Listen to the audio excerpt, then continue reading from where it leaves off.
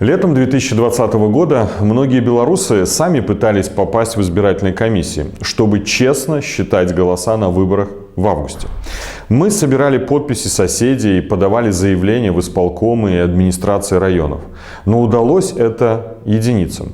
Представители нелегитимной власти имитировали голосование за кандидатов, исход которого был известен заранее.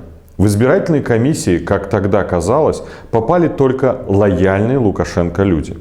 Но даже среди людей, тщательно отобранных сторонниками Лукашенко, нашлись люди, которые честно считали голоса на выборах. Нашлись люди, которые не пошли на преступления против своих соседей и сограждан. В том числе благодаря честным людям в избирательных комиссиях мы смогли собрать исчерпывающие доказательства фальсификаций на выборах в августе 2020 года. К сожалению, комиссий, которые сфальсифицировали результаты в 2020, было больше. И все мы знаем, каким последствиям привел обман на выборах. Преступления отдельно взятых участников комиссий привели к ужасающим репрессиям, убийствам мирных белорусов, пыткам, десяткам тысяч задержанных, почти 1000 политзаключенных, к десяткам тысяч вынужденно уехавших из Беларуси. Какие вообще преступления совершали члены избирательных комиссий и на какие преступления режим снова будет их толкать уже на референдуме? Члены избирательных комиссий, которые подписали протокол с заведомо недостоверными сведениями о результатах выборов, тем самым совершили непосредственно либо в качестве соучастника преступления, ответственность за которые предусмотрена статьями 128, 130, 192 и 357 Уголовного кодекса Беларуси. Что делать? Если вы были в избирательной комиссии в 2020 и не будете в 2022 году, выйдите на связь с нашими партнерами, сообществом «Честные люди» и расскажите свою историю, если до сих пор этого не сделали. Мы зафиксируем вас как честных членов избирательных комиссий. Если вас позвали считать голоса на референдуме, соглашайтесь и выходите на связь с нашими партнерами, сообществом «Честные люди». Так вы не только избежите давления, многих заставляют идти в комиссии под различными предлогами и угрозами, но и поможете демократическому движению и не станете соучастником преступления. Соглашайтесь и выходите на связь с сообществом «Честные люди». Ваша информация изнутри будет крайне полезна. Вместе мы сможем помешать нелегитимной власти реализовать свои планы и снова обмануть белорусов.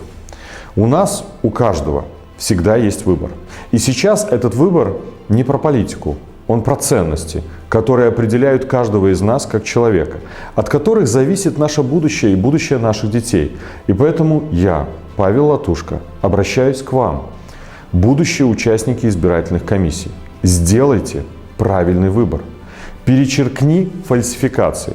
Проект, который помогает избирателям познакомиться с теми, кто отвечает за кражу их голосов, и с теми, кто может в этот раз сделать все по закону. В рамках общей кампании гражданских инициатив и демократических сил «Перечеркни референдум», «Перечеркни беззаконие» мы призываем людей оставить в урнах для голосования недействительные бюллетени.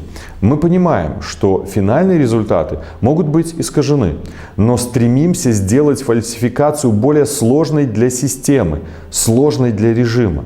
На специальном сайте, ссылка на который есть в описании к этому видео, вы можете найти участок для голосования, познакомиться с членами комиссии и теми, кто может оказывать на них давление.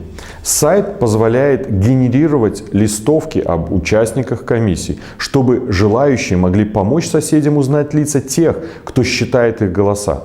Данные о процессе фальсификации собраны при участии честных членов комиссий прошлых лет, а также честных чиновников, которым известны методы принуждения к фальсификации. Рядовые члены комиссии содействуют или закрывают глаза на фальсификации.